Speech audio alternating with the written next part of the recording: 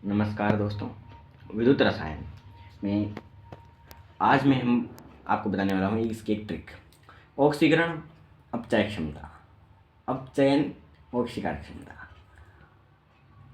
जब धनात्मक से ऋणात्मक मतलब ई0 सेल जो होता है, आपने वो क्रम पढ़ा होगा कि जैसे Li है और Li से हम होते होते H आता है। Li का होता है कितना? Li का होता है ऋणात्मक। ई0 सेल की बात कर रहा हूँ मैं। ई0 सेल जो होता है उसका जो चिन्ह होता है उसकी बात कर रहा हूँ। ये इसका ऋणात्मक होता है, ये तो जीरो ही होता ही है, और F तक आते आते ये धनात्मक हो जाता है, धनात्मक हो जाता है।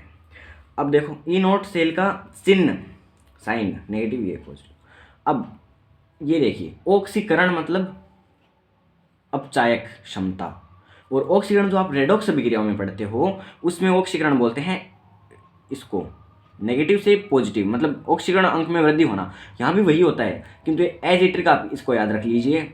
आपको बाद में वो जो इलेक्ट्रोकेमिकल सीरीज है ना, उसमें वो जो ऑर्डर्स हैं कि अभिक्रियाशीलता का ये क्रम होता है, अपचय क्षमता का ये क्रम होता है, उनको आपको याद करने की, रटने की आवश्यकता नहीं पड़ेगी। आप ये याद रखिएगा कि ऑक्सीकरण, या फिर ऑक्सीकरण से आप कन्फ्यूज होते हैं तो ये याद रखो कि अपचायक मतलब धनात्मक से ऋणात्मक, मतलब जिसका धनात्मक है उसका कम होगा। बढ़ती क्षमता है ना, ये बढ़ता हुआ क्रम है, धनात्मक से ऋणात्मक की ओर बढ़ेगा। आप जैसे जैसे धनात्मक से ऋणात्मक जाओगे ये बढ़ेगा, और ऋणात्मक से धनात्मक जाओगे तो ऑक्सीकारक क्षमता बढ़ेगी। ठीक है, समझ गए हम। तो मैं आपको एक क्वेश्चन, इसका जो एग्जाम्पल लिखा हुआ है अभ्यास 2.2, आप अपनी जो NCERT बुक है ना केमिस्ट्री की, उसमें निकाल कर आप इसे देख सकते हैं। उसमें आपको ये मिल जाएगा वहाँ पे कि अभ्यास में 2.2 का जो प्रश्न है वो देख लीजिए। वो पूछ रहा है कि अपचय क्षमता लिखिए, बढ़ती हुई अपचय क्षमता का क्रम लिखिए, K+, ये सब आपको डाटा वहाँ पे दिया हुआ है। तो जैसा कि आपने देखा कि ये अपचय क्षमता पूछ रहा है हमसे, तो अपचय क्षमता आप निकालो, जिसकी पॉजिटिव है उसकी सबसे कम होगी। पॉजिटिव यहाँ पे कौन है? Ag+ या Ag पॉजिटिव है तो इसकी सबसे कम होगा, सबसे कम होगा इसका। उसके बाद किसका होगा? Hg2+ का, Hg2+ या Hg का होगा। उसके बाद किसका होगा? अब देखो ऋणात्मक वाले आ गए, तो ऋणात्मक में सबसे कम ये रहा Cr3+, Cr।